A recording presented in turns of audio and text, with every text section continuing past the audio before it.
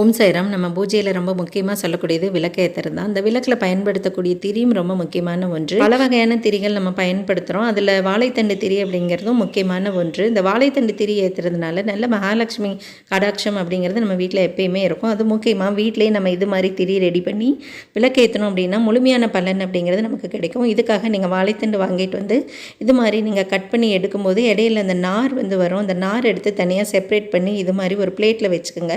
அரை மணி நேரம் அல்லது 1 மணி நேரத்தில் இது மாதிரி நல்லா ட்ரை ஆயிரும். அதுக்கப்புறம் அதை நல்லா பிரித்து இது மாதிரி திரி மாதிரி நீங்கள் ரெடி பண்ணி வச்சுக்கோங்க. இதை நீங்கள் விளக்கு ஏற்றும் போது கூடவே கொஞ்சம் வேணும்னா பஞ்சு திரி ஆட் பண்ணிக்கலாம், அல்லது அப்படி விளக்கு ஏற்றலாம். கூட வேணால் நீங்கள் கொஞ்சம் மஞ்சளும் சேர்த்து இந்த திரி ஏற்றுனீங்க அப்படின்னா ரொம்ப நல்லது. இந்த திரி போட்டு நீங்கள் விளக்கேற்றும் போது நெய் ஊற்றி விளக்கேற்றினா ரொம்ப நல்லது, அல்லது நல்ல நெய் ஊற்றியோ மற்ற எண்ணெய்கள் ஊற்றி நீங்கள் விளக்கேற்றிக்கலாம். இதனால் பித்ருதோஷம் போகும், தெய்வ குற்றம் நீங்கும், குலதெய்வ குற்றமும் நீங்கும் அப்படின்னு சொல்லுவாங்க. வீட்டில் அமைதி இருக்கும். குழந்தை இல்லாதவங்களுக்கு குழந்தையின்மை பிரச்சனை அப்படிங்கிறதும் நீங்கும்.